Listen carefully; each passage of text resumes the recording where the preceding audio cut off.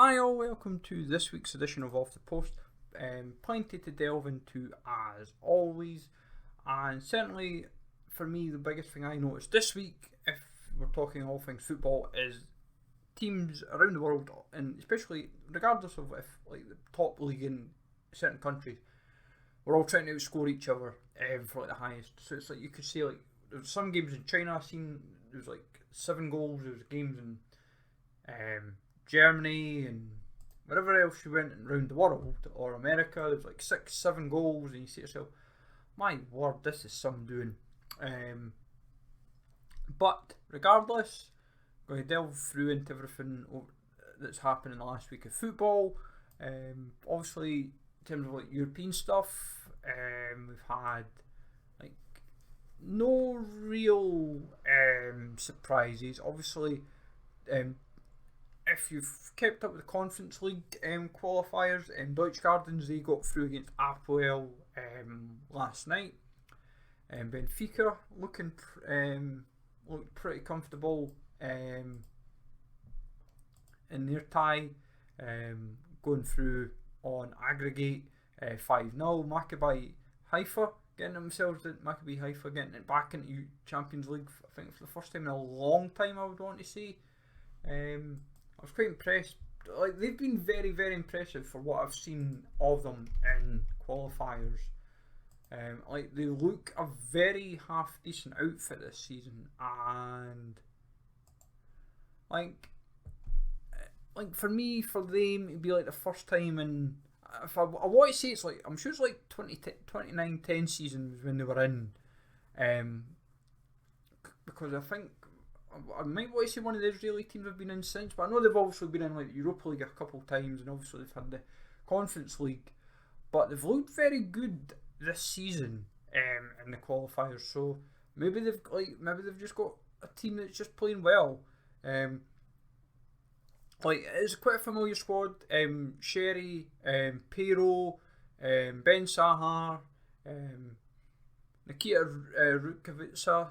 So there's a number of familiar players within the team.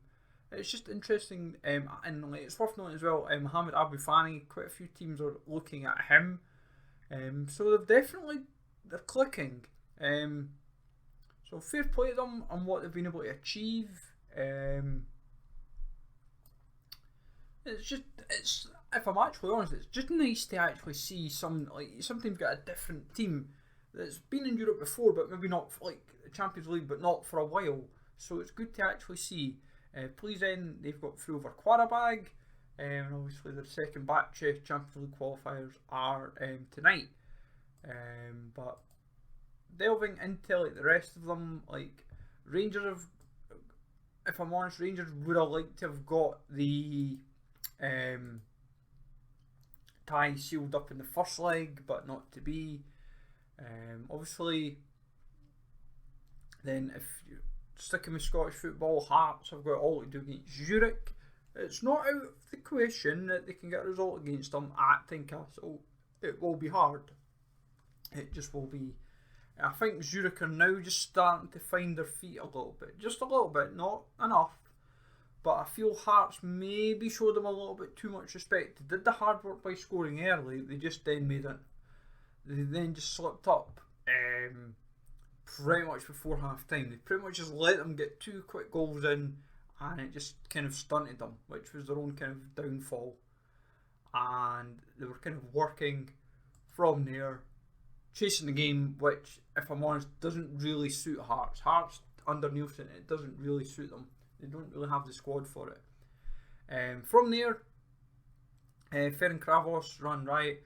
Like, there was an interesting article put out, I think it was Sunday or Monday, and it was like 2 pages. It was really, really good. It was delving into, it was basically Scottish football.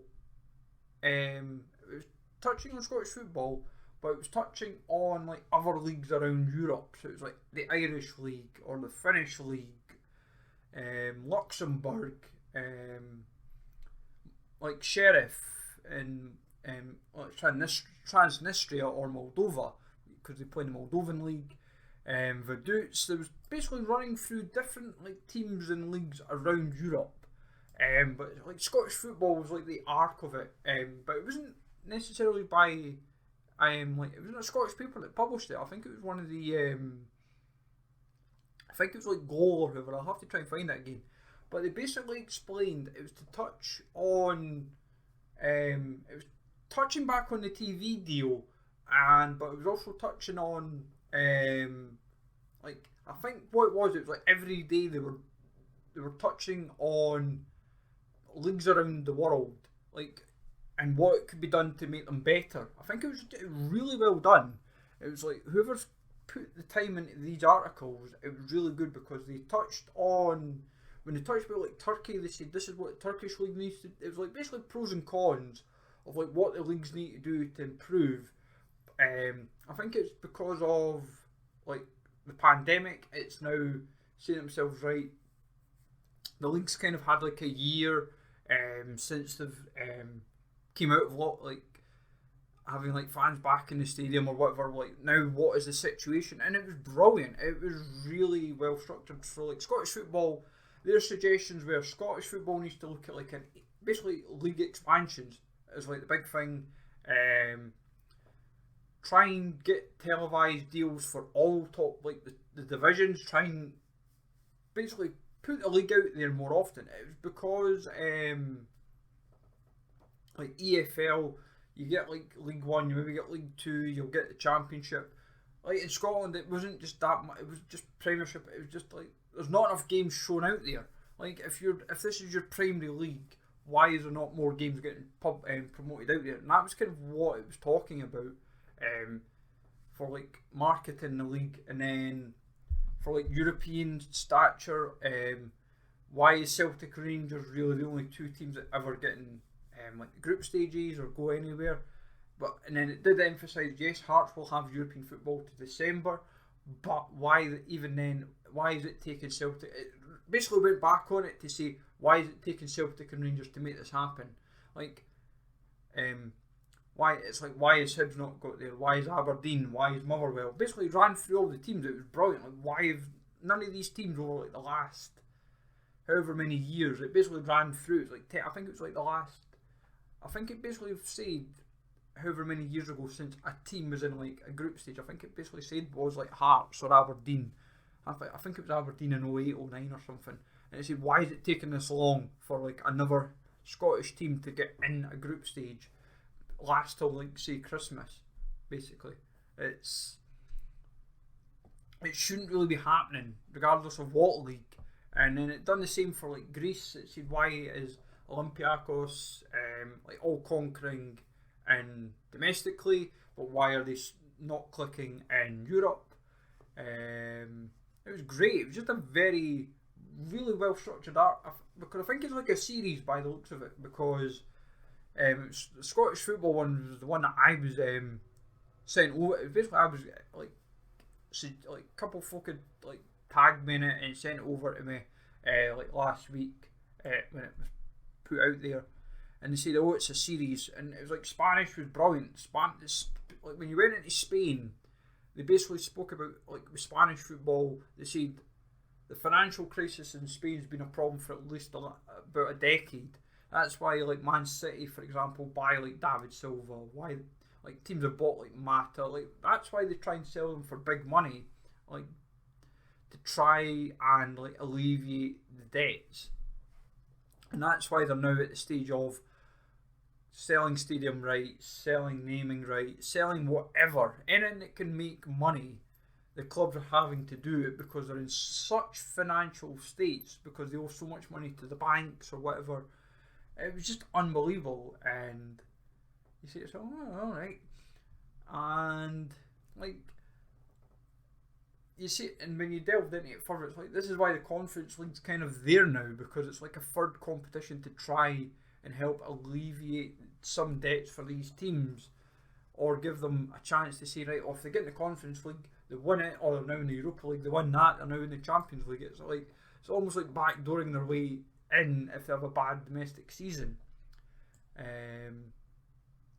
But it was just really insightful. I'll try, as I said, if I can find it, I'll share it.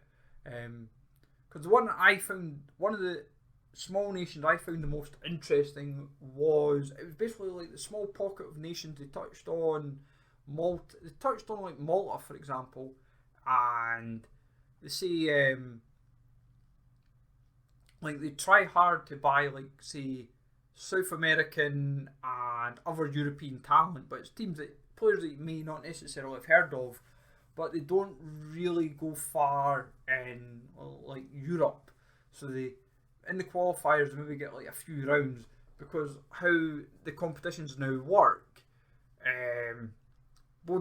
Basically explained it. Said Bodo Glimt is a prime example of this. Said Bodo Glimt starting the Champions League, like whatever it was, I think the first qualifying round. I think they won or lost that tie. They ended up in Europa League. They lost that tie. They ended up in the Conference League. They got through, and you see yourself.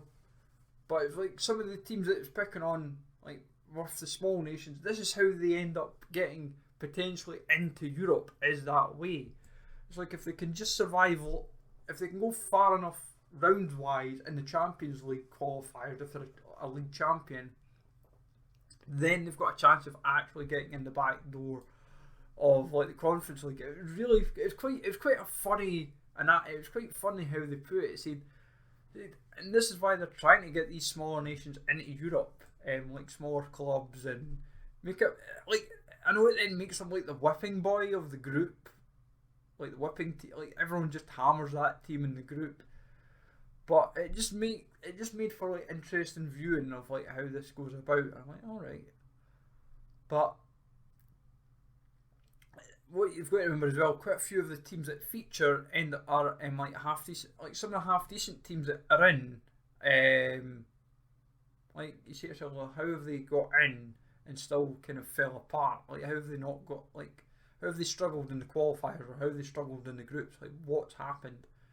And delving on that, the reason why I bring that part up is like Malmo beating Sivasspor, which to a few people would be seen as an upset because it was 3-1. Ammonia beating Ghent, which was a bit of a surprise. I wouldn't have said that. AEK Larnaca beating the Dnipro, I wouldn't have said because the Dnipro seem to be, despite all the situations, they seem to be building a half decent team. Rakov beating Slavia Prague, especially when Slavia Prague ran riot at the weekend. But Rakov seemed to be a bit of a strange outfit this season, last year or so. So they definitely seem to be onto something. CSK Sofia beating Basel, I wouldn't have said that. Maccabi Tel Aviv beating Nice, I wouldn't have said. Like the Linfield draw, would have expected. AIK Slovako, I would have probably went AIK if I was personally honest. Like Vadut's got a draw against Rapid Vienna. I think some people wouldn't have really predicted that. Ferrover in Hungary beat Cologne in Germany. Nobody would have seen that coming. Viking beat Steaua Bucharest.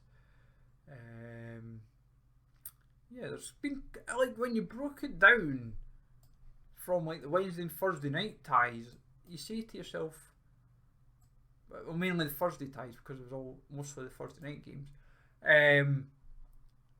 You say to yourself, there's definitely potential for teams to get into the Europa League or the Conference League, and it was like I know for Hearts they'll be in Conference League or Europa League regardless. That's not the point.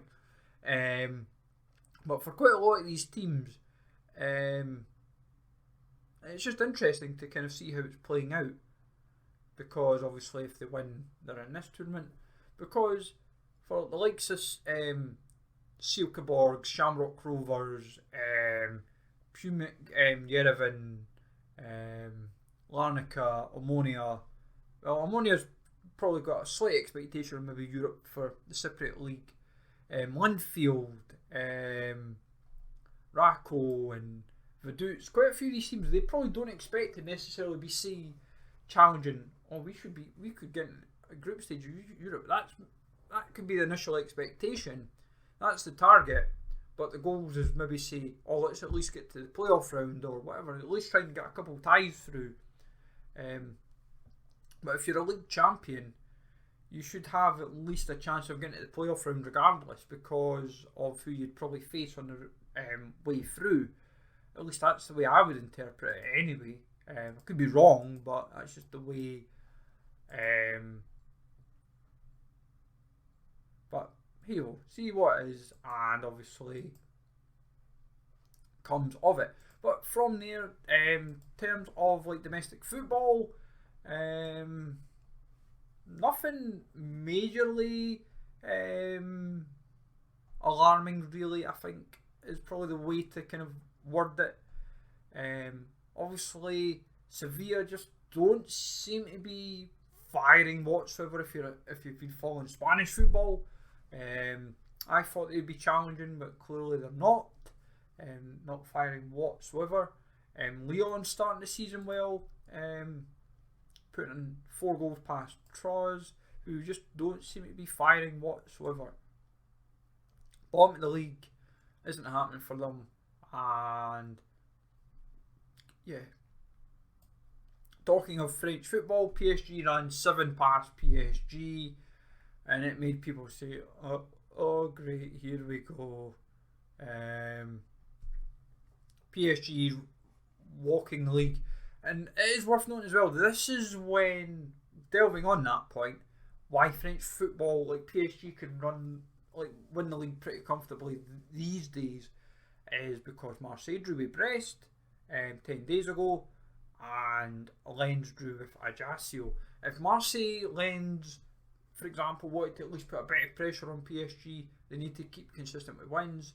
In Leo's case, obviously, if they wanted to even compete with PSG, they can't afford to be losing those games. Worth noting as well, Monaco got hammered to Lens 4-1 at the weekend, so it just kept Lens in touching distance. Lyon are 2 from 2. Their third game of the season is at the weekend, but they're obviously a game behind, obviously because of the Lorient situation. That was due to that incredible heat wave across Europe, and basically the Lorient pitch was completely unplayable. You could not play on the pitch whatsoever. It was just so dry, so dangerous.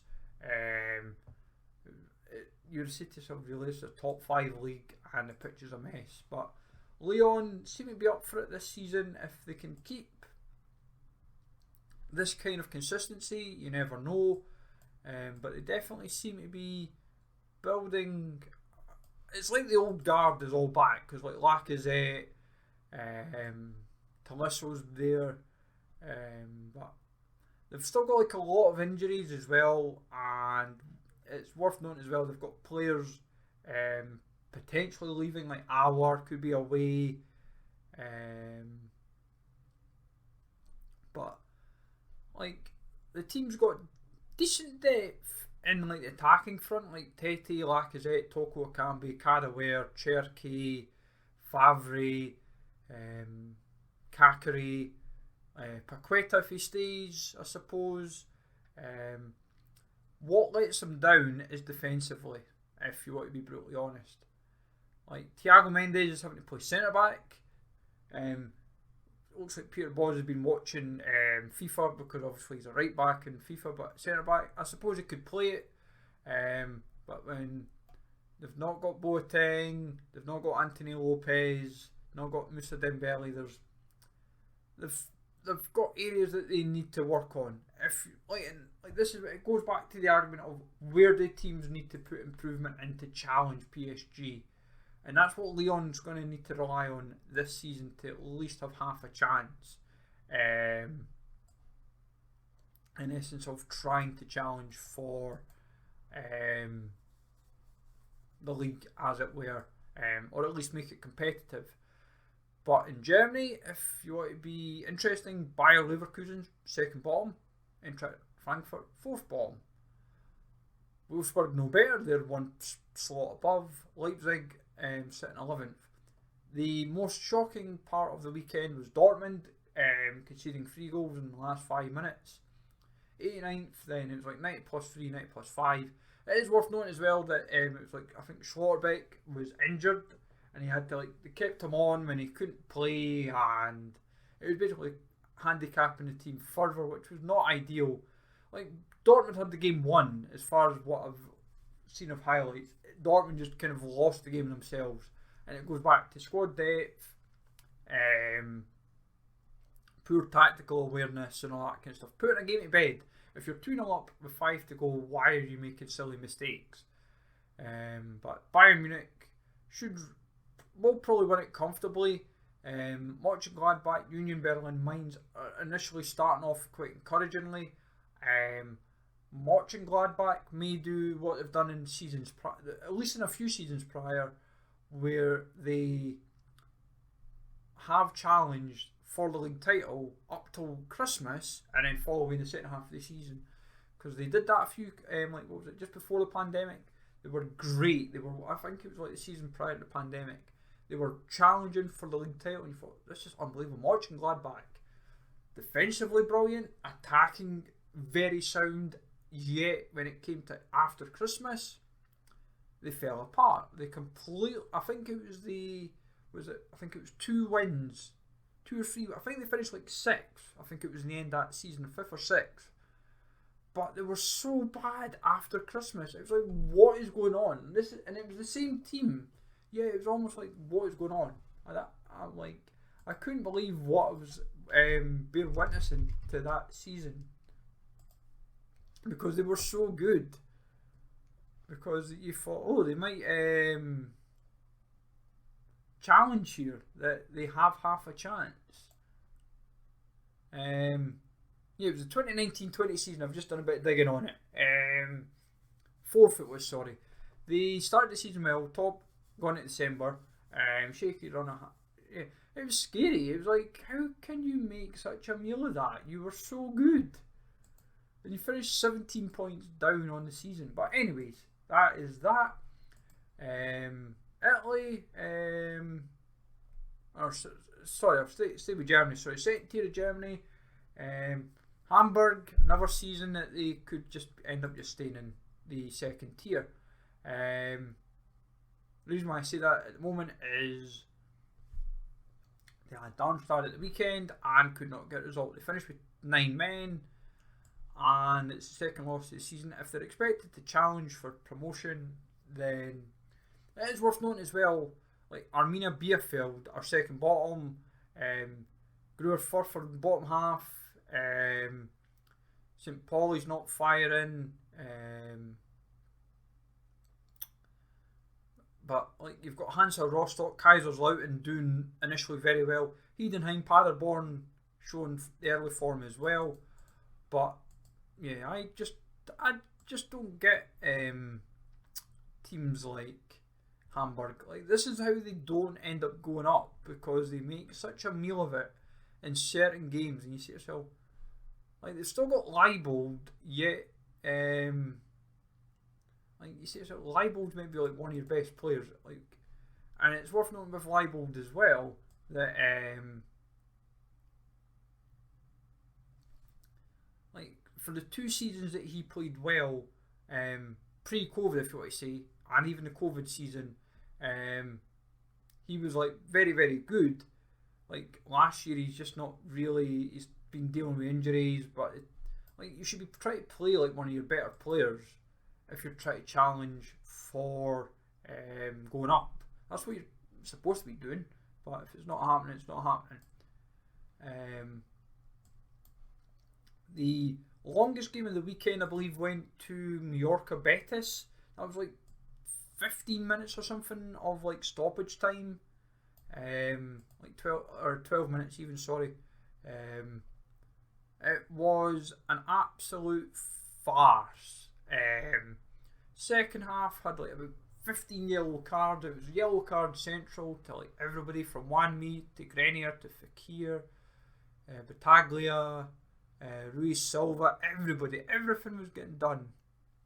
Like, you name it, it was like, oh, have you been booked? No, well, here's one for you. There's a yellow card for you. Like, it was a late penalty that caused a fairly late penalty, 73rd minute, but it gave Betis the win. Obviously, Mallorca keeps them just above the relegation places at the moment. But for those that follow Spanish football, Getafe, Cadiz, Valladolid sit in the bottom 3 at the moment. Sevilla obviously not firing at the moment. 1 draw, 1 loss. Atletico 1 win, 1 loss. But at the moment, Osasuna and Villarreal looking very impressive, despite other teams not really quite firing yet. Real Madrid had to kind of dig deep in the first day, but second game day they looked very impressive. But I would say, obviously from there, Premier League and England in general, like Arsenal looking very impressive, Tottenham, positive signs. Nottingham Forest will kick themselves because it's probably it was 2 points dropped in the end against Everton. It's a battle between Gerrard and Rodgers for who will get sacked first from the Premier League. Rodgers, obviously, with Leicester, they were poor in the cup last night, going all the way to penalties against Stockport. And in Aston Villa's case, they just don't seem to be having any luck whatsoever. It's like injuries. Team doesn't really know what it wants to be doing. There's like a lot of question marks being asked. And that's kind of it. There's a lot of question marks being asked about the team. Like, what's going on with that Villa team? Because, like, some people had, like myself included, we thought maybe Aston Villa could be like a top half, maybe side team this season. There's also, like, there was still the expectation, they could challenge for Europe. But it seems like under Gerrard this season, there's like no clue. But anyhow, that's how it is.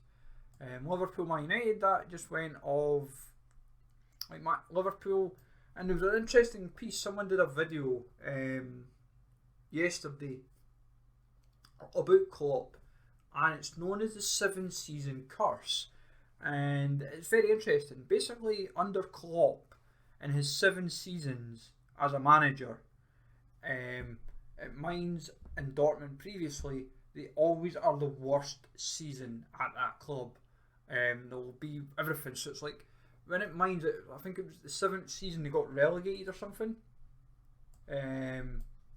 Under Klopp, which is quite interesting. I wouldn't have.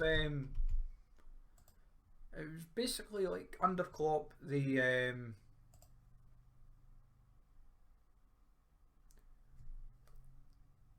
like to get relegated, but then also go to Dortmund, do everything they achieved at Dortmund, like win the league title, make a European final, and just achieve so much. But his last season was when they got relegated. Dortmund was when they finished 7th. That was like it was his worst season.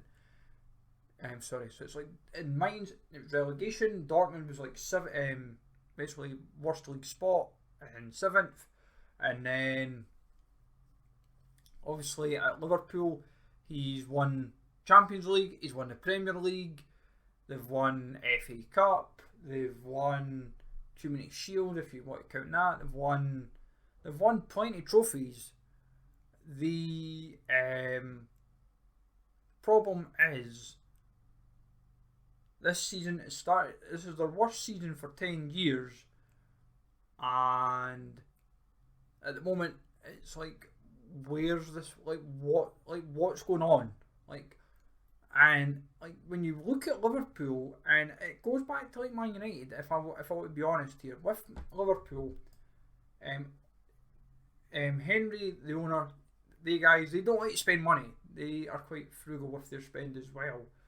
Liverpool's team, in the same video, one of the videos I've seen that touches on Liverpool as well, basically say the team has remained the same near enough for about the last 4 or 5 seasons.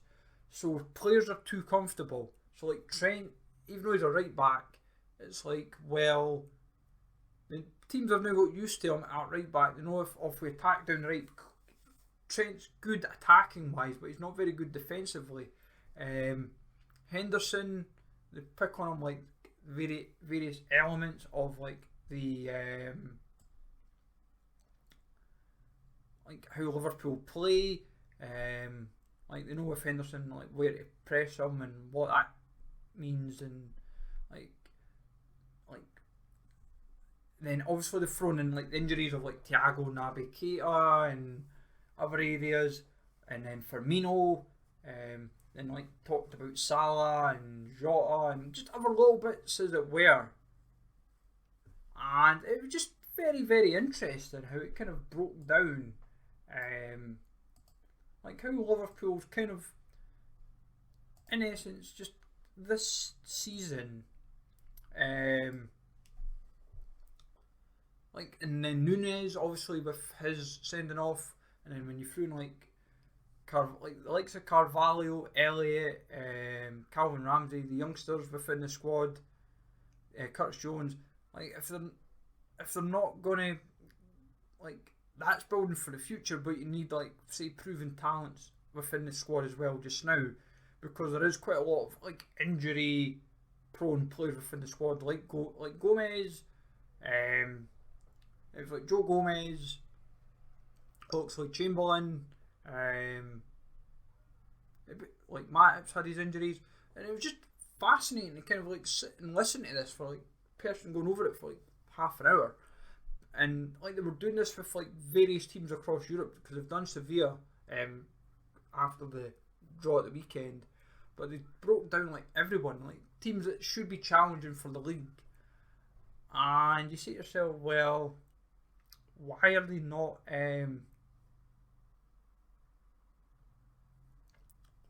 firing? And like in Liverpool's case just now, if I'm brutally honest, they need another like world class defender, another world class midfielder, and another world class forward, and that's when it costs money. And it goes back to the argument of like, should they have just went and got Haaland instead of Nunes? But also if Nunes was if Haaland was set on Man City regardless, then you say to yourself, well, is Nunes the answer, yes or no? Obviously he's just got English discipline a little bit, because that was a silly red card against Crystal Palace. But yeah, there's lots of and also the depth of like Liverpool squad as well is a bit of a problem, because you can't always keep relying on like Milner or other players with like other experienced players within the team. It makes things just a little bit tricky, as it were, and you just kind of delve from there really, how they kind of just go about it really. That's what it comes down to. Players will know what to be expected of really at the end of the day, but I'm sure Liverpool themselves will know what to do, hopefully, but whether that happens or not is a different matter. From like there in general, like football, like Scottish football, obviously Hibs and Rangers was the exciting game in Scotland over the weekend, finishing 2-2. Rangers finishing with 9 men, Morelos and Lundstram getting sent off. Lundstram's red's now obviously been rescinded back to a yellow. But obviously, as Hibs have joked and Hibs fans have joked, oh, it doesn't get you the 2 points that you dropped anyway. And a running theme for another big games that were when we played Hearts, we scored late, and all the Hearts fans had their videos going like, no, blow the whistle, ref. And then obviously in this case with Rangers, deja vu happened here, and it was really funny to like lo and behold how that kind of played out. But it just makes for good comedy really when you hear that happen, when you're hearing like the fans going like, no, don't let this happen. Why? One ref, blow the final whistle, just blow it now, get the game done with. But play the whistle, and if there's 5 minutes to stoppage time or whatever, you obviously got to keep playing to that. But Ukrainian League obviously is starting back up. That'll be interesting to see how that establishes going forward. Because for what I believe, with the Ukrainian Premier League. As far as I believe, it should be, like, as far as I understand, it would get played in like either Poland or like Hungary. Could be wrong, but it's definitely, like, for the 22-23 season, it's good to see. But at the same time, it's going to be very, very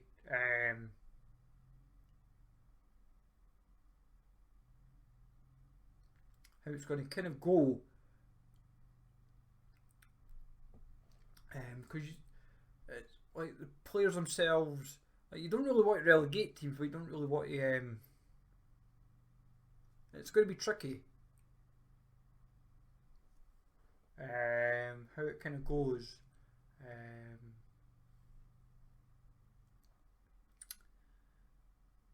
Because it's just going to be so hard.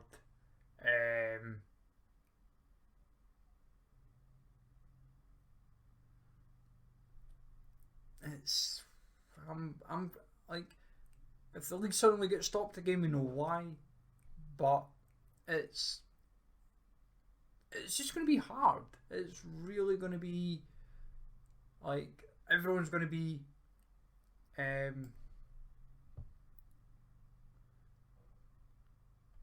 like, the most interesting one when you break it down is the Cherby, the manager of, who was the manager of Shakhtar. He went Sassuolo, done great at Sassuolo, went to Shakhtar, and obviously because of everything going on, he stepped away. But he definitely done, like, a good job for them there, in the circumstances. But if I'm brutally honest, just now, if I was like the Ukrainian League, even if they're still playing, I wouldn't relegate anyone. I would try and make the, like in the current circumstances, because of how they've worked the season, I wouldn't really risk anyone going down.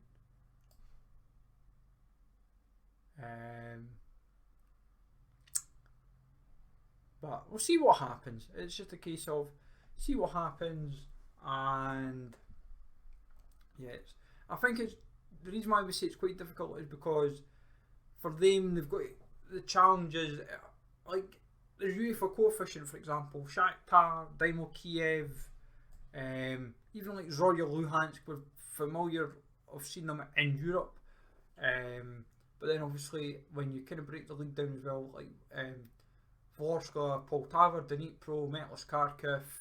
It is worth noting there is like 2 Metlist Kharkivs in the division this, how it's been going about, but we'll see what happens. It's like the Ukrainian League's an interesting, it's a difficult one to talk about, but it's obviously with it coming back into effect like yesterday, it definitely made for at least worth talking about, and just have to see how that develops really, as like the year goes on, if they're able to play and get the season finished, depending on what happened obviously between like Ukraine and Russia, that part of the world, and also depending on what happened in the world in general. You never know, we might have another, like, something might crop up as the season goes. You never know with the world. But to wrap up for this week, we are going to delve back into all the qualifiers, and kind of give our thoughts on who we think will go through over the 2 legs. Some ties are pretty academic, it is quite known, but despite that we'll still kind of say our thoughts on it. I think Larnaca at home will do just enough over Dnipro, but if Dnipro get an early goal, then things might happen, because there's no way goal rule. Dnipro might go for it, but we'll see how that one progresses. Ludgate should be fine. I think HJK may do just enough against Silkeborg, despite being at home for Silkeborg. Fenerbahce should run quite comfortably. I think Ammonia is going to just hold out over Ghent. I think 2 goals is just a little bit too much for Ghent, despite the players in their squad. Sheriff, I think, will do enough in their tie. Malmo will do enough over Sivasspor. I'd like Hearts to go through, just for the UEFA coefficient. And then they've even got potentially a chance of going maybe to survive till after Christmas, if they were to get third in their group. But I think Zurich may just have too much firepower. Sunday's game against Celtic gave a lot of worrying questions to me. Celtic, yes, they weren't full firing, but I feel Celtic at times made it just a little bit, were off the gas at times, and I feel Hearts, like, disappointing at times, showed like let it against them, and obviously they didn't play full strength because they had one eye on Thursday night, which I can understand, but see how that one goes.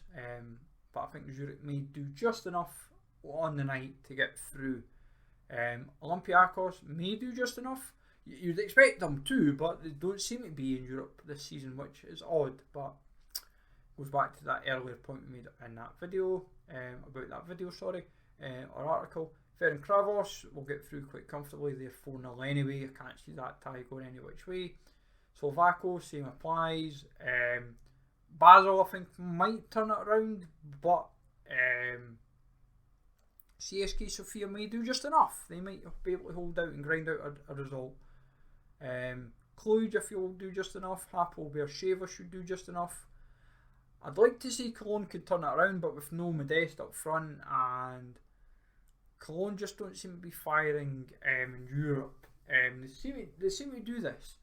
They did this the last time they were in the Europa League. They weren't firing domestically. At the moment, they're firing domestically, but not firing in Europe. Obviously, this is just their first tie so far, but it was a winnable tie. They're just not doing the job. If Slavia Prague turn out the way they did at the weekend, they should blow Rakov out the water, and Slavia Prague will go through.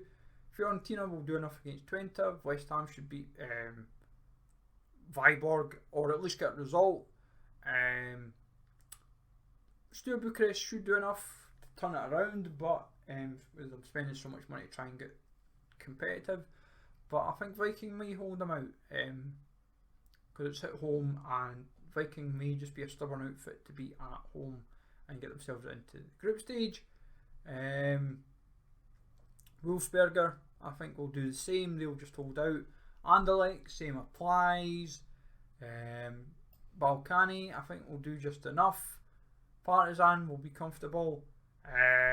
Nice, hard to say. If they show their domestic form as well, then Tel Aviv are through.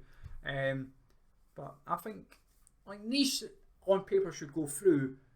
At the moment, I don't see them going through. That's what it comes down to. And if you're a football fan, coefficient wise, then you'd want Tel Aviv to go through because it just makes France get hit a little bit harder.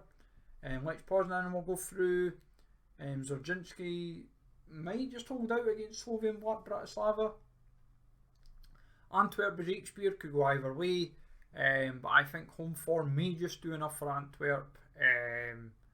But that one is a toss of the coin. Linfield, if the crowd can get behind the team from the first minute to the last minute, and the players turn up, then Linfield have a great chance of getting through. Alkmaar will go through comfortably. Villarreal should be comfortable, and then I'd like Vaduz to go through, but I think Rapid Vienna may do just enough at home to hold out Vaduz. So that is us for the week in terms of the Europa stuff. Domestic wise, obviously quite a lot to kind of dig our teeth into. Lazio enter a big game, Roma Juventus. yeah, there's a lot of big games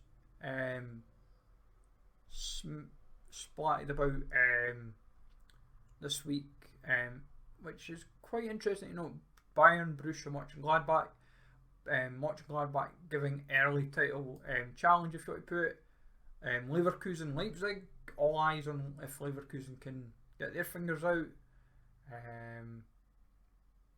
Lens and Rennes, obviously, depending on how that goes. St Etienne, they're another team worth talking about as well. Bottom of the league, absolutely embarrassing. Still minus points, they're on -1. Start the season -3.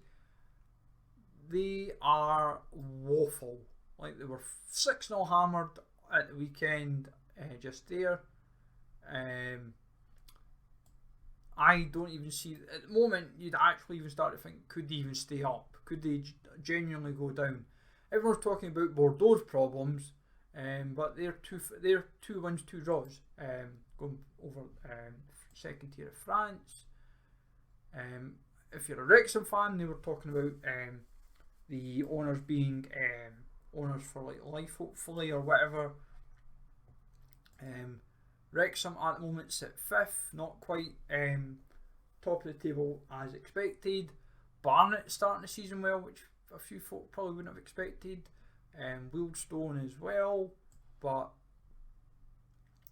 Scunthorpe, yeah, bottom of the league, started the season so well with a win, since then 3 losses on the spin. Oldham not doing too great either. Started the season off not too bad, a win and a draw. But obviously all eyes, if you're a Premiership fan, 12:30 Man United Southampton.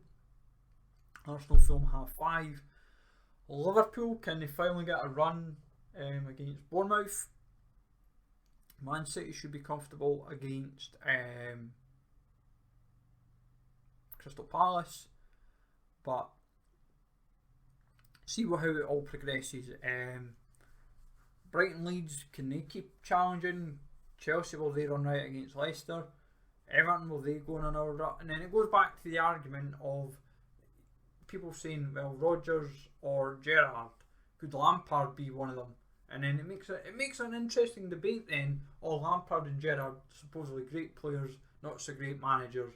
Rodgers done all he can with Leicester and just not firing for Leicester in the last season or so. And people and fans just panicking, club panicking, but yeah, you just take it as it comes. PSG Monaco, another marquee game over the weekend. Fiorentina Napoli, if you follow Italian football. But yeah, there's a lot of good games to keep ourselves going. But we'll just see what happens. It's just a case of see how it progresses, and yeah, it's take it as it comes, and